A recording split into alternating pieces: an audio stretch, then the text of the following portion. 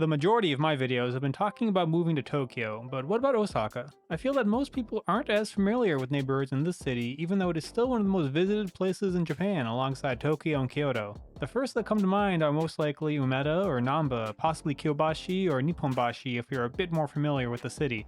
But I spent several weeks living in an Osaka district that many tourists may have walked through without ever bothering to remember the name: Morinomiya. Located at the southeast corner of Osaka Castle Park, it acts as the best starting point to travel to the castle, in my opinion, and that is probably what most visitors use it for. But what is it like to live there? Osaka can be cheaper than Tokyo, so maybe it could be a nice place to retire to or use as your home base for a long-term visit. We will use the same categories as the Tokyo reviews to break down what life is like in Morinomiya.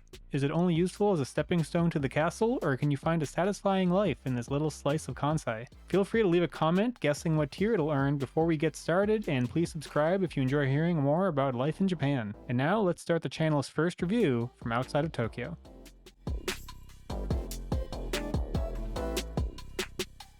First up, public transportation. Morinomiya is, surprisingly, a major junction inside of the Osaka Loop. You're connected by 3 distinct rail options. The JR Osaka Loop line with direct access to Osaka and Umeda Station in about 10 minutes on the counterclockwise route, and Tennoji in 10 minutes on the clockwise route. Think of it as similar to the Yamanote line in Tokyo. The Osaka Metro Cho line runs east and west through the central business district, getting you to Honmachi in about 6 minutes and out towards the Bay Area where the aquarium, cruise ship docks, and the former World Expo site are located. The Osaka Metro... oh god.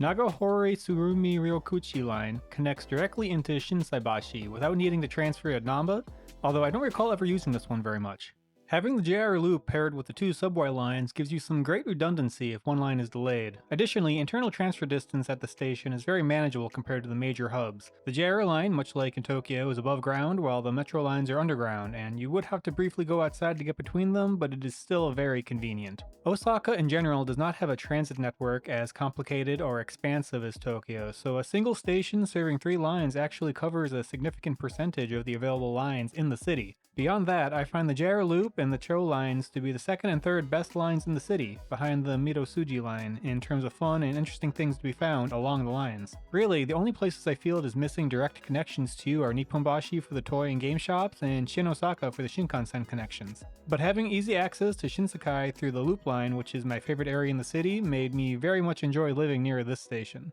With that context in mind, Morinomiya Station is perhaps only a level below the convenience offered by the major hubs, so I think it makes sense to give it a 4 out of 5 for public transportation.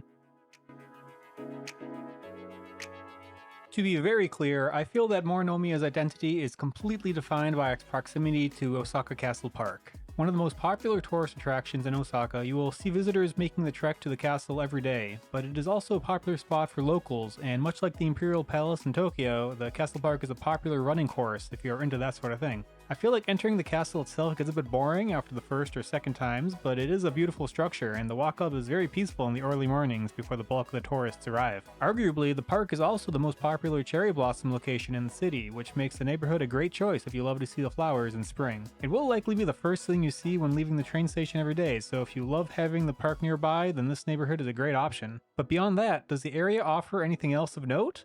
Well, not really, to be honest. There is Morinomiya Q's Mall Base, a nice, mostly outdoor shopping complex with a distinctive rooftop running track, which is fun. But stepping 1 block in any direction really, outside of the park, will lead you to low to mid-rise residential pockets that feel very calm given how close you are to the city core. To clarify, I am actually mixing together parts of a few neighboring districts for this video, those being Nakamichi, Morinomiya Cho, and Southern Morinomiya proper. But all of these blend together to form a very quiet neighborhood at the end of the day. This would be a very typical, possibly even boring neighborhood in my opinion if it wasn't for the presence of the park. While the castle is large enough to be shared amongst several districts, I most often associate it with Morinomiya, and therefore think of it as directly connected to its character. So the Castle Park will help raise the score up to another 4 out of 5 in terms of neighborhood character in Osaka.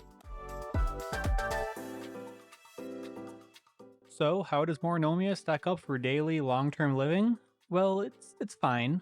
There's a large supermarket integrated directly into Q's mall, alongside standard drugstores and basic shopping options. My preferred market was actually connected to the station itself though. Major medical infrastructure sits right in the neighborhood, including Morinomiya Hospital and Osaka Medical Center. The neighborhood is notably great for walking, running, or outdoor recreation though, thanks to the park and the aforementioned mall and nearby gyms. But there are some trade-offs. The immediate station exit and park entrances get heavy daytime crowds, especially during peak travel season and event days at Osaka Castle Park. While there are standard izakayas near the station and along the main road, Morinomiya is not a 24-hour dining district. If you want late-night entertainment, you'll be heading into the more central areas, which can be a decent walk back if you miss the last train of the night. There are some major roads running straight through the middle of the district, so noise sensitivity requires staying a few blocks away from them. I distinctly remember loud cars racing over it almost every night at around 1 a.m. in the morning. I lived a couple blocks away and could hear them easily, so that might be disruptive if you were closer than that. It is worth calling out though that while hotel prices may be typically cheaper in Osaka than Tokyo, the monthly mansion industry is a good bit smaller. When I stayed here, I found a property on Booking.com and it cost about $1,500 a month. At the time, I thought it was an inflated price because of the World Expo, but checking now, prices have stayed high. And sadly, this and something like Airbnb might be your only real option because there's just not that many English-focused monthly mansion operators here. I'm sure you can still find decent deals, but the better deals will likely be found south of the Loop Line. As it is, the average prices I'm seeing here are not very attractive for what Morinomiya has to offer. All that said, the actual living experience here is very typical. I would possibly even say boring if it was not for the Castle Park nearby, to be honest. Thankfully, the park is here though, so that helps recover the score, but at the same time, the inflated prices balance it all out to be about a 3 out of 5 in my opinion. Because Osaka Castle is a pretty big international tourist hub, all transit signage, station announcements, and major retail facilities that can fairly be considered associated with the castle will feature full English support. However, once you step into the local residential restaurants and smaller service shops in every other direction, it transitions quickly back to standard local Japanese. For example, my favorite restaurant in Osaka is a ramen shop right next to the station. They offer ordering by tablet, and there are English pages on the tablet. But I don't think any of the staff knows English. No market employees ever knew English when I interacted with them. Locals I walked past in the back streets would sometimes seem surprised to see me going in the opposite direction of the castle. So I don't think foreigners in general are that common here. In Japan, most workers often lead with English when they see me, if they know any English. And that almost never happens in Morinomiya, so I suspect the vast majority of people here just don't know it. Which, I have to stress, is totally fine. It is Japan after all, but if you are testing the waters of living in Japan, then it might be nice to have English as a backup if your fledgling Japanese ability fails you. So for the sake of this video, I think this is the first time a neighborhood has slightly less English friendliness than usual. Perhaps I'm unfairly comparing it to Tokyo, but at this point, I'll give it a 2 out of 5 for English friendliness. Adding up all the metrics give Morinomiya a 13 out of 20. That puts it at the top of the C tier, making it pretty average. The Castle Park is really doing a lot of work in making Morinomiya a distinctive place to live. If you care about a unique neighborhood, then this is a great option, but if you want to experience a very normal residential Osaka experience, it actually gives that to you too. However, the park is also inflating the rental price of living here, so to use a cliche, it is a double-edged sword. Is the park proximity worth the extra price? That is up to you to decide, but I think some of these prices are approaching unacceptable in my opinion. Honestly, the best part of this district is the train station. When I think about living in Osaka, I always go back to the convenience of this area versus anything else it has to offer, as it would be challenging to find a neighborhood that is both so peaceful but also so well connected. So what do you think of this score? Would you want to try living next to Osaka Castle? Let me know your thoughts in the comments.